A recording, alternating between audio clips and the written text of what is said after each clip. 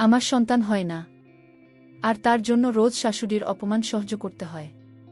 একদিন সন্তানের জন্য শ্বশুর আব্বা একটি পুরাতন নীরব বাড়িতে নিয়ে আমার সাথে যা করল তা শুনলে তোমার চমকে যাবে। তাহলে আসল ঘটনা শুরু করি। হ্যালো বন্ধুরা, কেমন আছো তোমরা সবাই? আমি তোমাদের সবার প্রিয়া আপু, তোমাদের জন্য নিয়ে এলাম একটা নতুন গল্প। গল্পটি শোনা মাত্রই আশা করি তোমাদের দাঁড়িয়ে যাবে এবং তোমরা সবাই হাতের কাজ করতে হেডফোন নিয়ে বসে যাও। প্রতিদিন নিয়মিত গল্প পাওয়ার জন্য আমার চ্যানেলটি সাবস্ক্রাইব করে নোটিফিকেশন বেলটি অল করে রাখুন। তো গল্পটি শুরু করা যাক।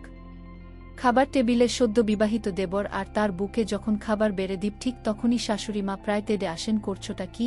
নতুন বিয়ে করা পোলা, আমার বিয়ের দিনই তোমার শতকরা খাওয়ানো কাম নাই? নিজের মতো আমার ছোট পোলার ভোটারে ও বাজাবে নাই বা নাকি শখ আহ্লাদ অন্য জায়গায় গিয়ে দেখাও? নতুন বউ আমার দিকে ফ্যালফ্যাল করে তাকিয়ে থাকল। আমি হাসি হাসি মুখ করে রান্নাঘরে চলে আসলাম। অপমানে কষ্টে এখন আর চোখের কোণায় জল আসে না। কেমন জানি পাথরের মতো লাগে সবকিছু। ঠিক একটু আগে ঘর ভর্তি মানুষের সামনে যে এত বড় একটা ব্যাপার ঘটে গেল, এটা মনে হয় শুধু আমার কাছে বলে গেছে। সবাই ও ঘরে দিব্যি হাসছে, কারোর কিছু যায় আসেনি। 6 বছর আগে এই বাড়িতেই বউ হয়ে আসি, সবার কত উল্লাস আনন্দ। বাড়ির বড় ছেলের বউ আমি, শাশুড়ি মা আমায় মাটিতে রাখেন না। পিপটে খাবে, মাথায় রাখেন না ওখানে খাবে, এরকম আদরে পেয়ে আমি বাড়িতে বউ হয়ে আসি। সেদিন রাতে আমার স্বামী রনি সাহেব আমাকে খুব স্পষ্ট ভাষায় বলে দিলেন, দেখো, এ বাসায় কোনো মায়ের অনুমতি ব্যতীত একটা কাজ করার চেষ্টা করবে না। মা যা বলবে সেটাই মেনে নেবে, কোনো জিজ্ঞাসা করা যাবে না। শুধু এটুকু চাওয়া তোমার কাছে, বাপ মা মরা মেয়ে আমি, এত আদর স্নেহ যে শাশুড়ি করেন উনার কথা। উনি না চাইলেও আমি সুনব একজন মা পেয়েছি, এটাই আমার অনেক বড় পাওয়া। প্রথম সব কিছুই বেশ ভালো যাচ্ছিল। বছর 3 পর যখন সবাই বারবার বলছিলেন সন্তান নেওয়ার কথা, তখন আমরা দুজনেই বেশ চেষ্টা করছিলাম সন্তান নেওয়ার। কোনোভাবেই আমি সন্তান হচ্ছিল না। শুরুর দিকে সবাই বেশ সান্ত্বনা দিলেও শাশুড়িমা একটু একটু করে রোজ কথা শোনাতে লাগলেন। আমার স্বামী সব কিছুই দেখতেন, কোনোদিনও এসব নিয়ে টু শব্দ করেননি। ডাক্তার দেখানো, পরীক্ষা নিরীক্ষা করানো, কিছুই বাদ দিলাম না। আমার সকল রিপোর্ট নরমাল আসলো, কোনো সমস্যা নেই। কিন্তু কোনোভাবেই আমার স্বামী কোনো টেস্ট করাতে রাজি হলেন না। এক রাতে শাশুড়ি মা খাবার টেবিলে খুব দুঃখ করে বলে বসলেন, যে মেয়ের কম বয়সে মা বাপ মহিলা গেছে, সেই মেয়ে আমার বংশে বাতি জ্বালাপ, কি কুফা এক মাইয়া। রাগে কষ্টে সামলাতে না পেরে সে রাতে বলে বসেছিলাম, আপনার ছেলেকেও টেস্ট করাতে বলেন আম্মা। আমার তো সবই ঠিক আছে, ও তো কোনো সমস্যা থাকতে পারে। সে রাতে আমার বলতে হয়তো দেরি হয়েছিল, কিন্তু টেবিল ভর্তি সকলের সামনে রনির চড় মারতে দেরি হয়নি। ধীরে ধীরে রনির সাথে আমার একটা দূরত্ব সৃষ্টি হয়। সকলের রান্না করা, বাড়ির সমস্ত কিছু করে রাখা, শাশুড়ি মায়ের গালি খাওয়া, নন্দের কথা শোনা, দেবের অনর্থক চেঁচান। রাত শেষে রনির ইচ্ছে পূরণ, ঘরভর্তি এত মানুষের বাড়িতে আমি কোণঠাসা হয়ে পড়ে থাকলাম। আমিও যে একজন মানুষ, এই ব্যাপারটাই যেন হারিয়ে গেল। বিয়ের সকল আনুষ্ঠানিকতা শেষ হওয়ার পর একদিন রনি আমাকে বলল, তোমার সাথে কথা ছিল রবিনা।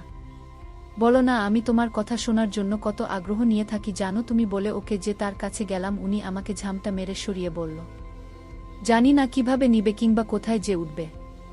আসলে আমি তোমার সাথে আর সংসার করতে যাচ্ছি না। আগামী মাসে আমি বিয়ে করব। নিজের কানকে কোনোভাবেই বিশ্বাস করাতে পারছিলাম না। অসহায়ের মতো ওর দিকে তাকিয়ে শুধু বললাম, সত্যি আমায় ছেড়ে দিতে পারবে তুমি? কোনো কথা না বলে রুম থেকে বের হতে হতে বলল, সব গুছিয়ে রেখো, কাল তোমার মামার বাসায় তোমাকে দিয়ে আসব। শাশুড়ি মায়ের পায়ের কাছে পড়ে ডুকরে কান্না করতে করতে বললাম, আম্মা বলেন না আপনার ছেলে কি আমায় না ছাড়তে? ওবামা, আমি কেমন থাকব? এছাড়া দেখো তোমার কান্দন, বাড়ির বাইরে গিয়ে কান্দো। আমার পোলার দিনে সুমতি হয়েছে, তোমারে খাওয়া আর কত খাবার নষ্ট করো না। আমরা ঢঙের কাননে কায়দা লাভ নেই। শাশুড়ি মায়ের পায়ে পড়ে কান্না করতে লাগলাম। কিন্তু শাশুড়িমা আমার এমন কান্না দেখে বলল, ঠিক আছে, আমি তোমায় বাড়িতে রাখব এবং আমার ছেলে তোমাকে রাখবে।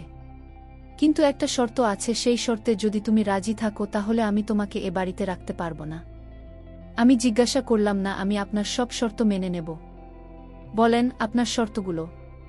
তখন শাশুড়ি আম্মা বললেন, শোনো বোমা, আমার স্বামী মানে তোমার শ্বশুর তোমায় যে কথাগুলো বলবে সেই কথাগুলো তোমার রাখতে হবে, তাহলে তোমাকে এ বাড়িতে রাখা সম্ভব। আমি বললাম, মা, আমি শ্বশুর আব্বাই সব কথা শুনতে এবং মানতে রাজি আছি। পরদিন শ্বশুর আব্বা তার রুমে আমায় ডাকলেন, বৌমা, আমি তোমায় কিছু কথা বলতে চাই। কি কথা বলেন? শোনো মা, আমি তোমায় একটা জায়গায় নিয়ে যাব। সেখানে ভালো একজন ওঝা বা কবিরাজ আছে। সেখানে তোমারে নিয়ে গেলে ওই কবিরাজ ভালো চিকিৎসা করলে অনেক নিয়ে ওই কবিরাজের কাছ থেকে ওষুধ খেয়ে সন্তান হয়েছে। এটা ছিল সুরের সম্পূর্ণ মিথ্যা কথা। এটা আমি কিছু বুঝতে পারি, কিন্তু সংসার বাঁচানোর জন্য তো আমার শ্বশুরের কথা শুনতেই হবে। আমি তখন শ্বশুর আব্বাকে বললাম, সমস্যা তো আমার না, আপনার ছেলের। তাহলে আমাকে চিকিৎসার কথা বলছেন কেন? তখন শ্বশুর আব্বা রাগান্বিত কণ্ঠে বলে, শোনে, আমার কথা না মানলে তুমি বাড়িতে থাকতে পারবে না। যদি তুমি বাড়িতে থাকতে চাও তাহলে আমার কথা শুনতে হবে। আমি কোনো উপায় না পেয়ে সুরের কথায় রাজি হলাম, কারণ এখানে আমার কিছু করার ছিল না। আমি বললাম, ঠিক আছে আব্বা, আপনি যা বলবেন তাই হবে। তখন পরের দিন শ্বশুর আব্বা আমাকে নিয়ে রওনা দিলেন সেই কবিরাজের কাছে। আসলে সেখানে কোনো কবিরাজ থাকে না, এটা একটা পুরাতন ইটের তৈরি ঘর। ওখানে আমার নিয়ে গেলেন। আমি বললাম, আব্বা, এখানে তো কেউ নেই, এটা তো পুরাতন একটা ভাঙা বাড়ি, এখানে তো কবিরাজ কোনো রোগী দেখি না। আব্বা তখন শ্বশুর আব্বা বললেন, বোমা, তোমার মোবাইল দিয়ে একটা ফোন করো তোমার বরকে। আমি ধনীকে কল দিলাম। রনি বলল, তুমি ফোন দিয়েছ কেন? আমি তখন বুক ভরা কষ্ট নিয়ে বলেছিলাম, আমি তোমাকে ফোন দেইনি, আমাকে ফোন দেওয়ানো হয়েছে। কে দিতে বলেছে? তোমার বাবা, মানে আমার সুখ। তখন বল, দাও বাবার কাছে। বাবা, তুমি কেন ফোন দিয়েছ? শোনোনি আমি তোকে ফোন দিয়েছি, একটা বিশেষ কারণে। তুই তাড়াতাড়ির মঙ্গল পুরাতন বাড়িতে আয়, একটু জরুরি কথা আছে। ঠিক আছে বাবা, আমি আসছি। তখন উনি বাবাকে জিজ্ঞেস করল, কি কথা? বাবা বলল, শোনো, আমার বোমা ডাক্তারের সমস্ত রিপোর্ট ভালো।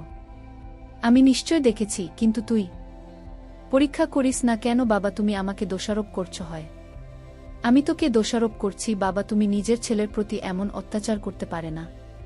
এটা অত্যাচারের কি হলো? আমি কিছুই তো বুঝলাম না।